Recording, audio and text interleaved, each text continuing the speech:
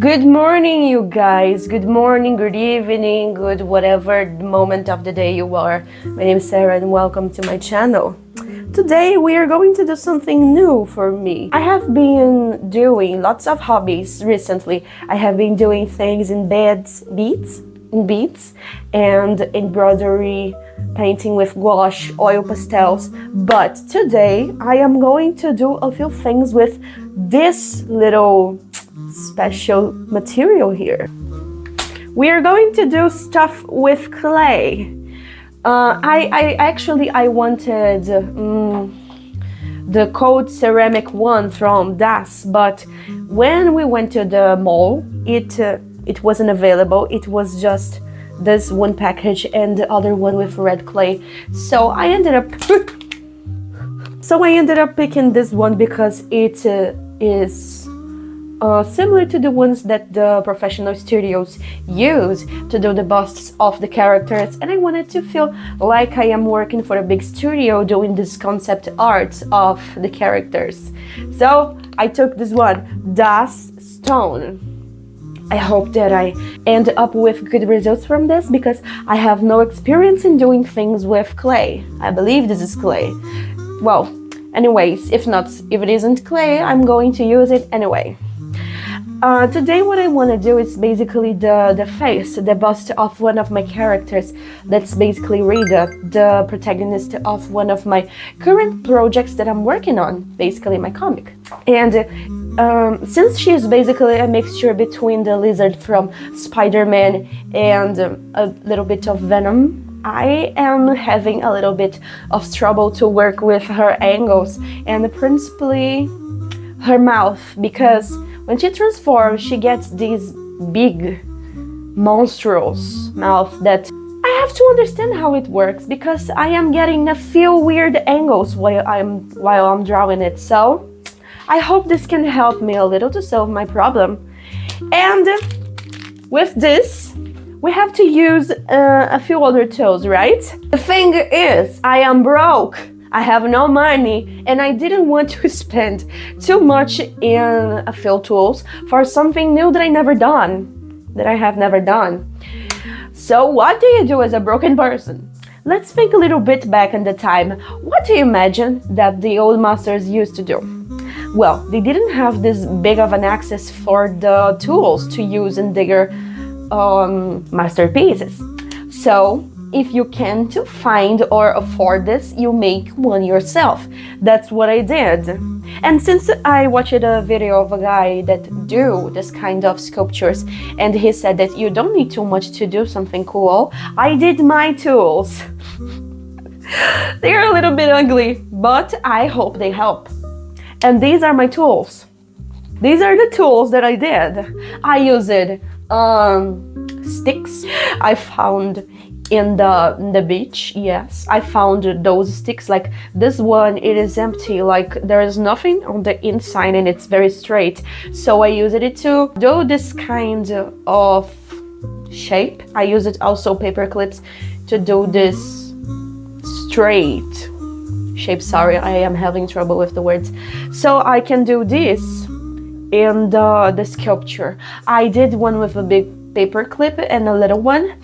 And the other two, well, I don't know if they're going to be so useful because they're basically the same. These ones, they are triangular and these ones, they are more circular. So I can do these two. This one is bigger, but it's not that round like this one. So, okay, these ones are the ones that I'm going to use.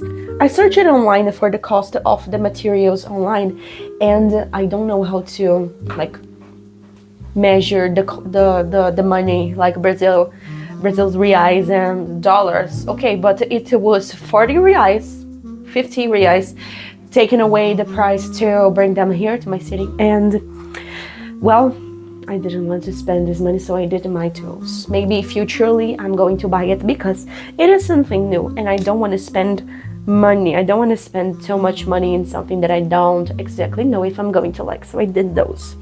I have a few sandpapers and this stick that you use to do the nails. I don't remember what the name of this thing is out here from Brazil, but basically it has a very pointy shape, which we will use to do the details, like the narrow details. And there is another tip who is a little bit more flat, which we can also use to do the details. And the sandpaper here, it's going to help me to do smooth surfaces in the sculpture. I also have a blade. This is the blade that I'm going to use. I was needing a professional one of these, so I avoided to buy those who are similar to a pen that you hold them like this. And I also bought this. I bought a cutting board. Yeah, now I am a certified artisan. I forgot the name, but I bought a cutting board so I don't mess up my mother's table and mine as well. This is a thing that I wanted since I was a child, so I am very happy to have one now.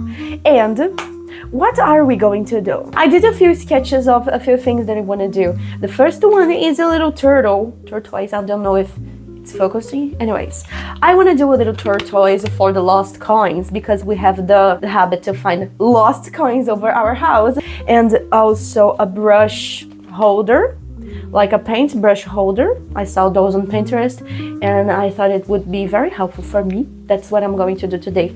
Before I do the bust of the character, I want to get used to them, you know? So let's go for the process, because I am very excited to test and to see the final results. Let's see what happens. Yeah.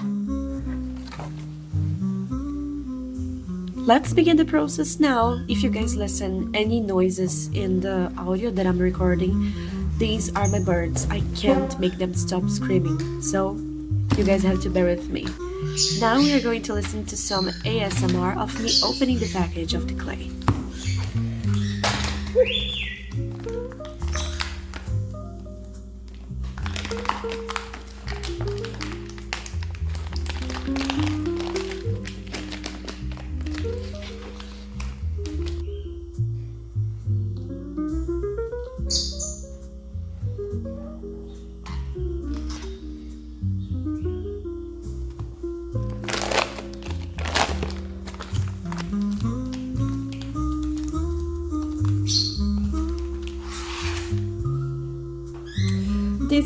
This thing, it has a really weird smell, like a tomato that you forgot in your fridge for over a week. Okay. Alright. I wrote down a few points that I want to talk about this clay as a beginner, because I've never done anything in clay. These were my first tries with it. And the first point, I think, is the only bad one that I have, and is that the clay has a very strong smell.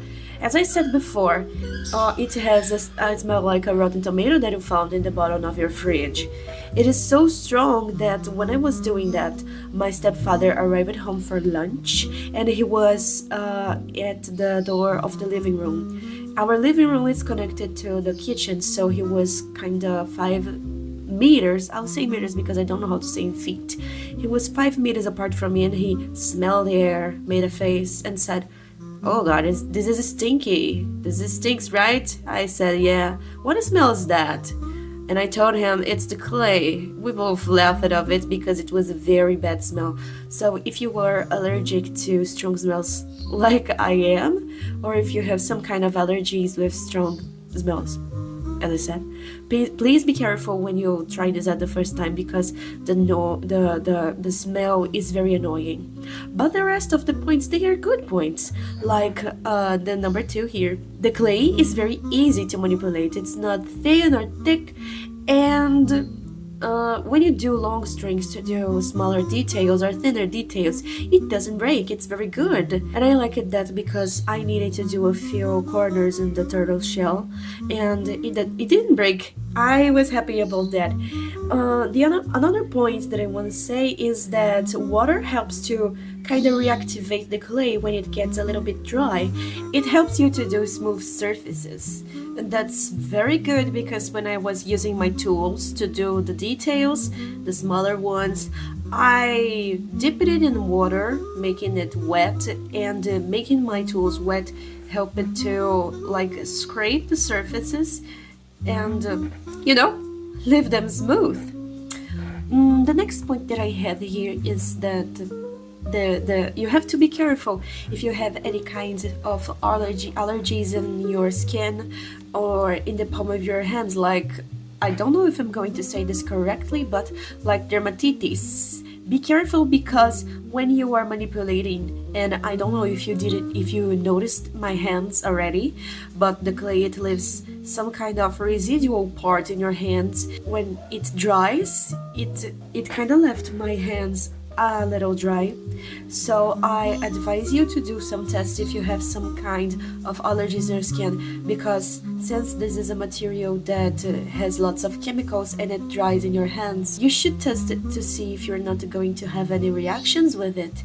It also is something that you can wash off pretty fast and pretty easily if you notice something in your hands.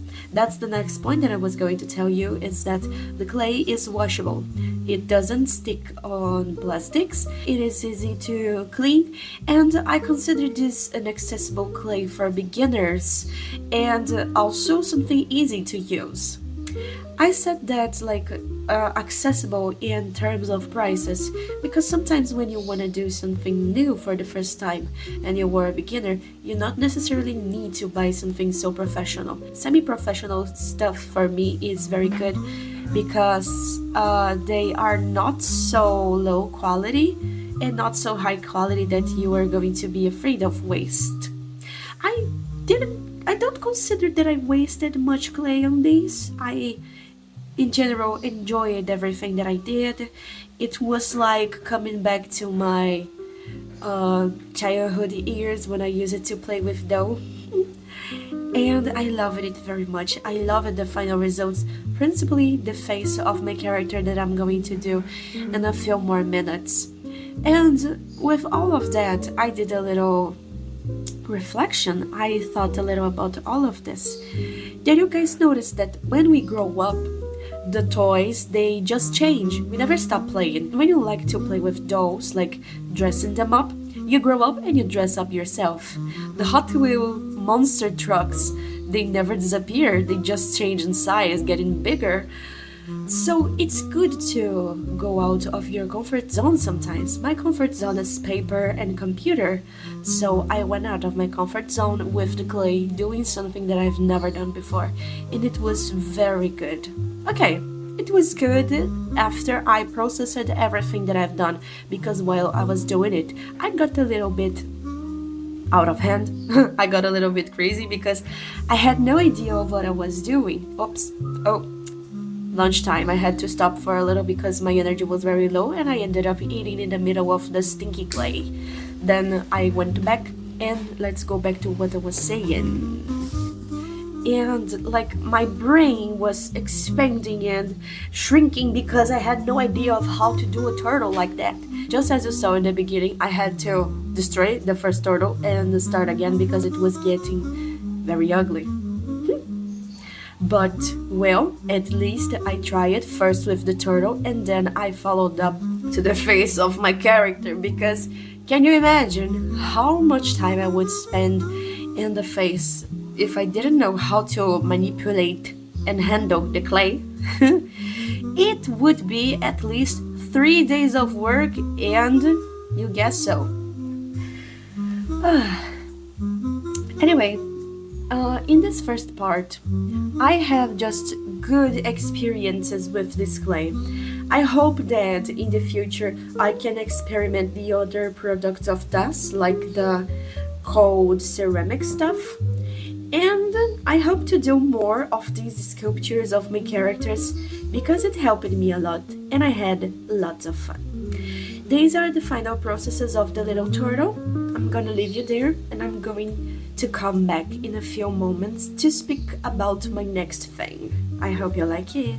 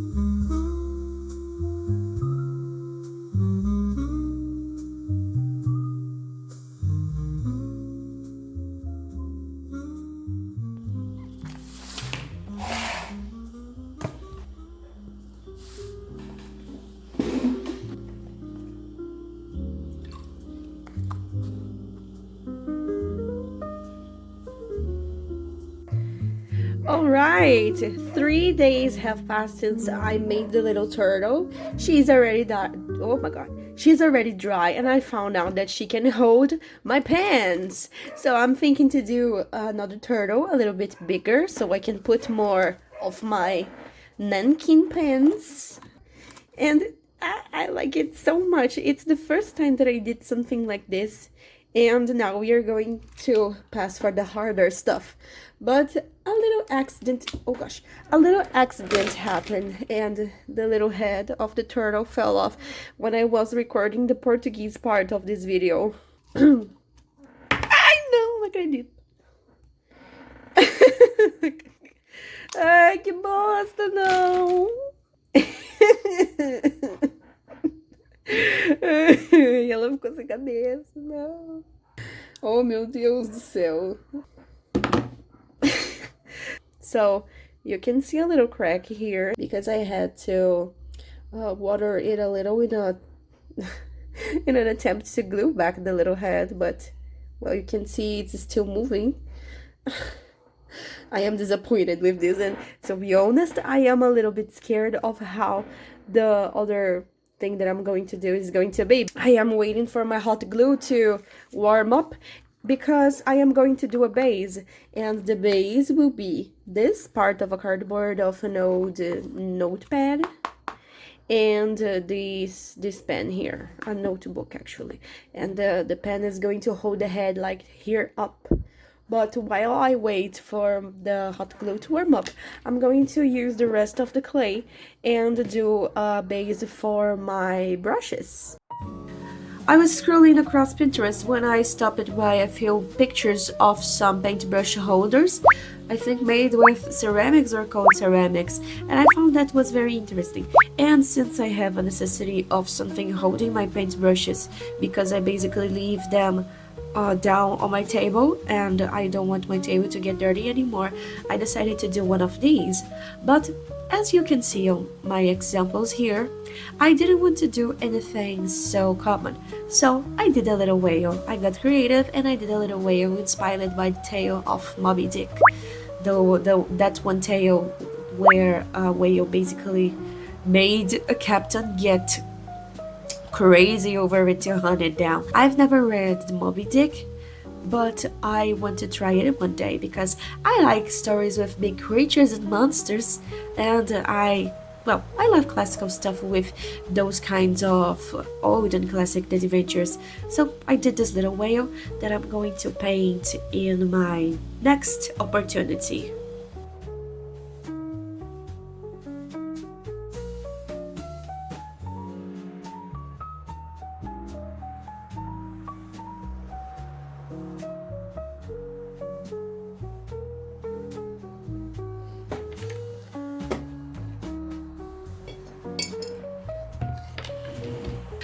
Before I started to do the mini sculpture, I made the base to hold up the head so it wouldn't dry in the wrong way.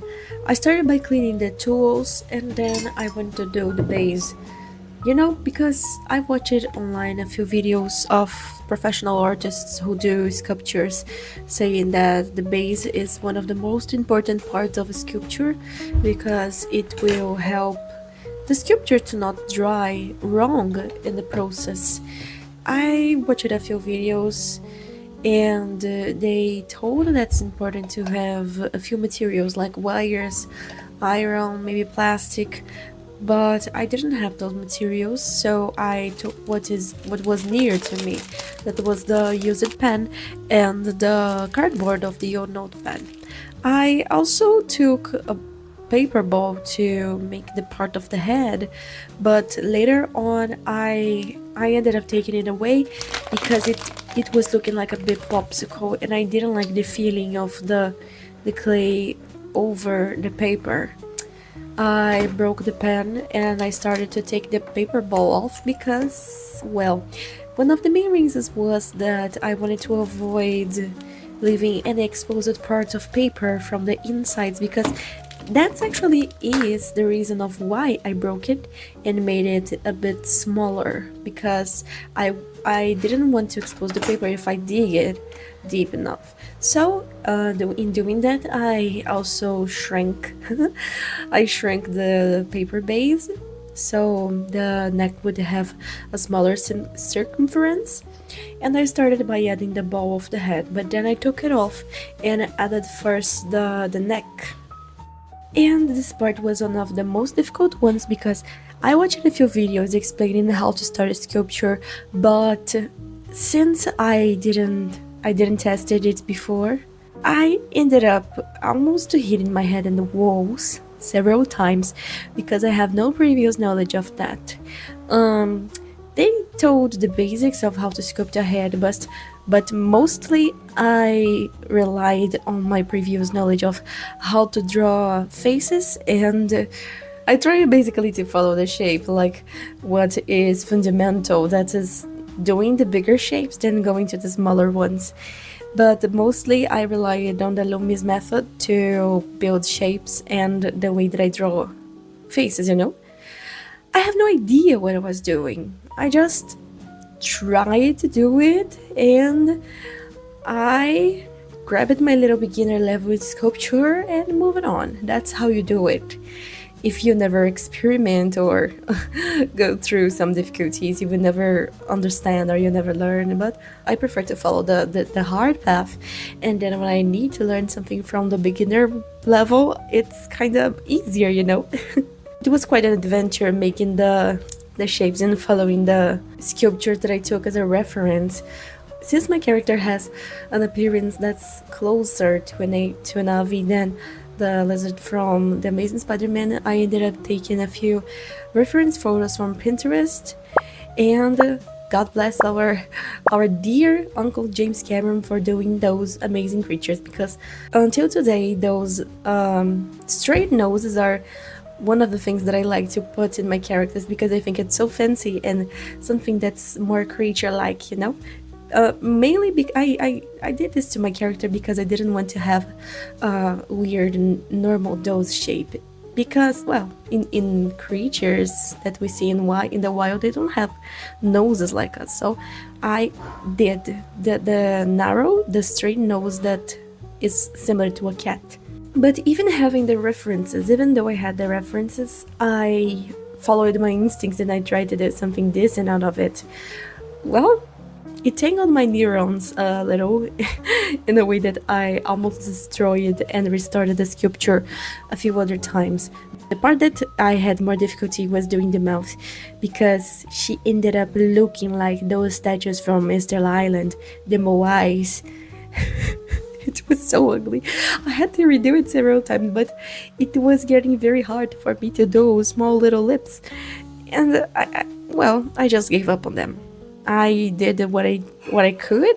I drew the lines of her mouth, and I moved on. But I have to say, she was very ugly in this state. Oh God, very, very ugly. It looks like those women who do like a face lifting stuff and put acid on the cheeks. I don't know how to say it in English, but those ones who had a very bad plastic surgery and they think they are rocking it. But anyway,